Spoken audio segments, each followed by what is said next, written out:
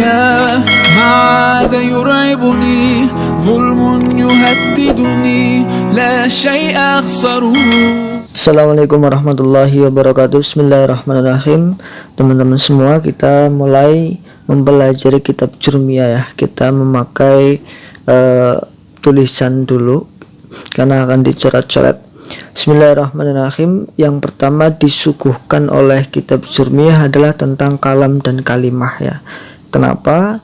Karena di bab kalam dan kalimah ini nanti kita fokus untuk bisa membedakan mana kalimah isim, mana kalimah fi'il, dan mana kalimah huruf. Tapi sebelumnya kita definisikan kalam dulu ya.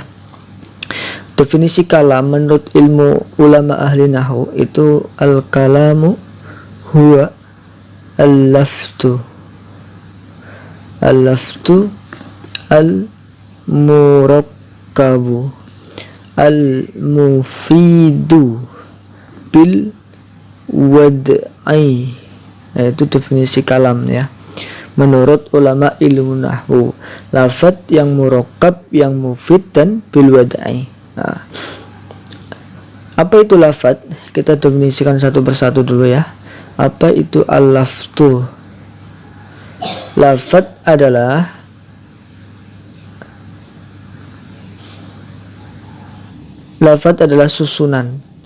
susunan huruf hijaiyah ya. Susunan huruf hijaiyah atau bisa dikatakan berbahasa Arab. Setiap perkataan yang berbahasa Arab ini suara yang mengandung huruf hijaiyah, tentunya ini berbahasa Arab ya. Laftu yang penting berbahasa Arab. Ini yang pertama. Lalu yang kedua al-murakkabu. Nah, al-murakkabu secara bahasa al-murakkabu itu tersusun.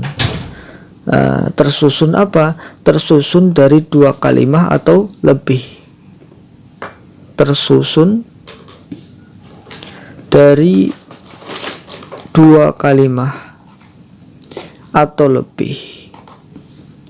Yang penting tersusun dari dua kalimat atau lebih, itu namanya murakkab ya. Berarti yang pertama harus berbahasa Arab, yang kedua dia harus tersusun dari dua kalimat atau lebih. Yang ketiga al-mufidu, ada secara bahasa berfaedah sehingga orang berkata yang mendengar itu sudah tidak mempertanyakan lagi, sudah bisa dipahami oleh si pendengar. Berfaedah itu namanya seperti itu, sudah bisa dipahami oleh si pendengar, itu namanya berfaedah.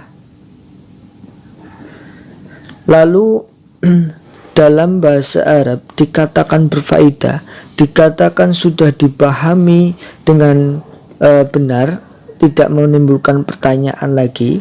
Itu sebenarnya mempunyai tiga syarat ya, supaya kalam dinamakan sebagai berfaedah. Yang pertama, fiil sudah menyebutkan fa'il.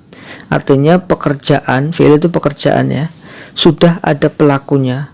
Misalkan contoh, qoma zaidun, berdiri sopo Zaid. Zaid berdiri kan. Doroba zaidun, itu fi'il sudah ada fa'ilnya. Pekerjaan sudah ada yang melakukan pekerjaan, lah itu namanya fi'il fa'il. Kalau menyebutkan pekerjaan dan menyebutkan sekaligus orang yang melakukan pekerjaan, maka itu sudah berfaedah ya, fi'il dan fa'il. Yang kedua, ketika mubtada sudah menyebutkan khobarnya, atau kalau dalam bahasa Indonesia itu ketika adalah ialah. Nah, misalkan Zaid adalah orang yang berdiri, itu namanya mubtada khobar ya. Ialah, adalah, itu definisian biasanya. Pendefinisian itu biasanya mubtada dan khobar. Nanti juga kita akan mengetahui, kita akan membahas ini nanti tapi di bab belakang ya, di bab belakang. Intinya kalau yang berfaedah itu kalau ada pendefinisian yang sudah komplit. Misalkan Zaid adalah orang yang berdiri, itu namanya mubtada khobar. Zaid memukul, itu namanya fi'il fa'il. Pekerjaan sudah ada pelakunya, lalu mubtada sudah ada khobarnya, artinya ialah sudah ada adalahnya ya. Lalu yang ketiga, standarisasi dikatakan kalimah itu berfaedah itu yaitu adalah syarat sudah menyebutkan jawabnya. Nah, apa itu syarat dan jawab?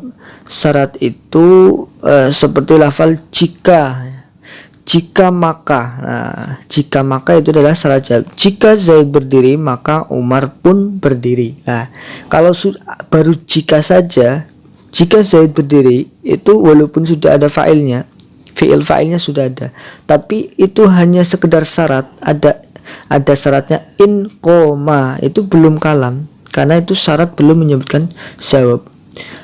Jadi syarat harus menyebutkan jawab supaya dikatakan sebagai berfaedah. Jika Zaid berdiri maka Umar pun berdiri. Itu misalnya istilah. Intinya dalam mufid ini harus memenuhi kriteria ini supaya berfaedah.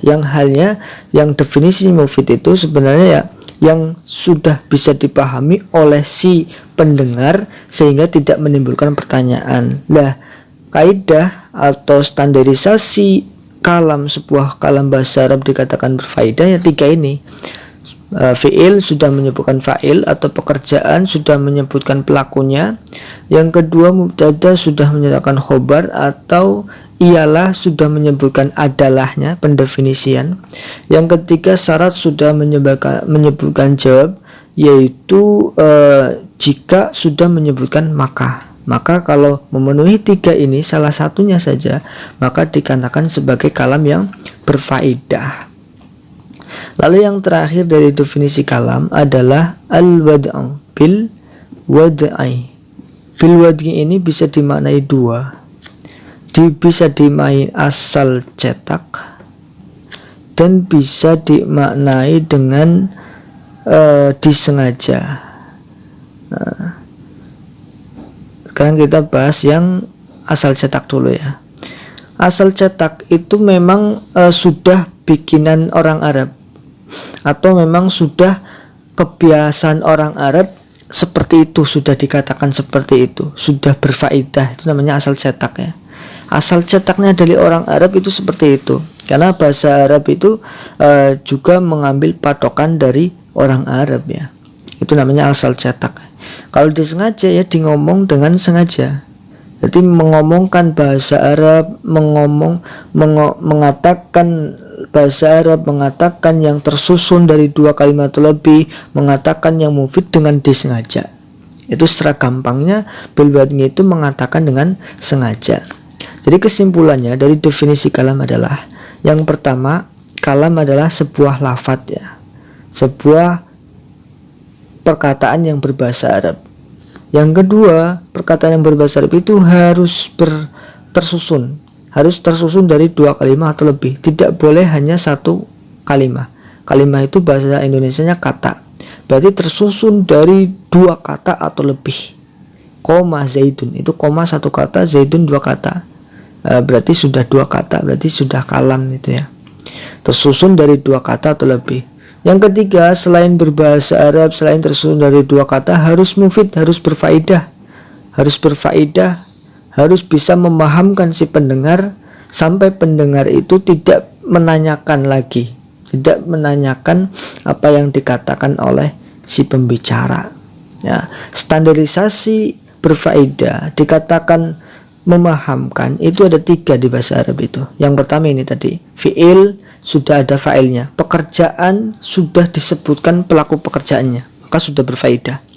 Yang kedua, khobar sudah menyebutkan mubtada sudah menyebutkan khobarnya, ialah sudah menyebutkan adalah. Zaid adalah orang yang berdiri misalkan.